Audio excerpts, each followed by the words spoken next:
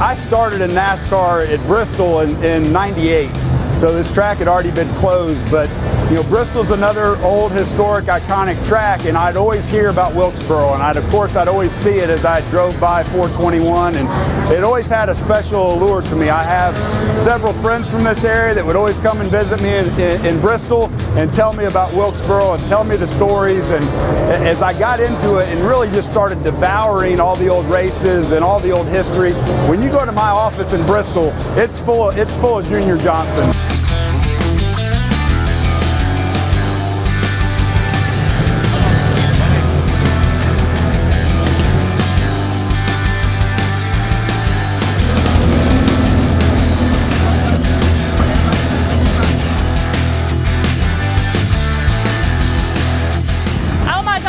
Can you believe that we're back?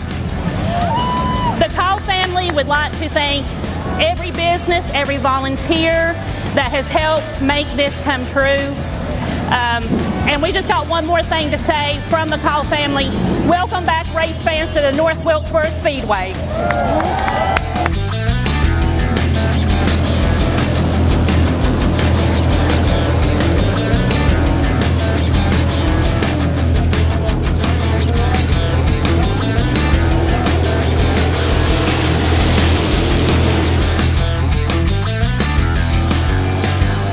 It's important to the whole community, not just me. I think that this track turned into a symbol of our community. And by it going through this revival, it's almost like a phoenix coming out of the ashes. And it's an excellent symbol for our community as a whole.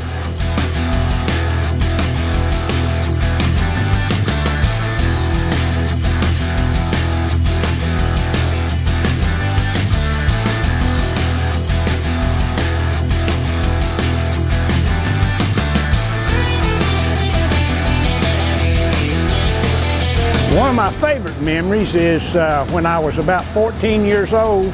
My uncle owned a pure oil distributorship, and it was before they had fuel farms down here, and they brought the gas trucks, and I used to ride down with the guys working the gas truck. We set up shop right down here on our pure oil truck, and we sold gas to Junior Johnson, Rex White,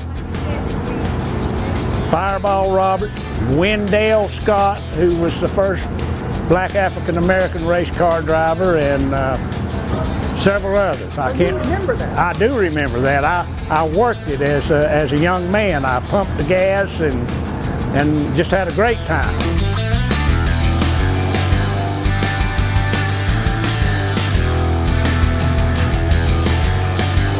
Well, I'm actually here today. A good friend of mine that I have done some racing with in the past, he called me yesterday and said, "Hey, what are you doing tonight?" I said, "Well, I'm kind of sitting at home relaxing on the couch." He said, "Well, I'm headed to North Wilkesboro Speedway." I had no idea any of this was going on until the last minute. The minute I found out, it took me literally 3 minutes to get in my truck and be on the way. It'd have to be with my dad listening to it. He was always listening to the race on Sunday afternoon. Everybody had to be real quiet. There were a bunch of us kids. Everybody had to be still and quiet so Dad could hear the race. And then you could hear the roar all through the valley. What a sight. I mean, it was wonderful. Last night was really like that. I just cried a little bit because it was so exciting.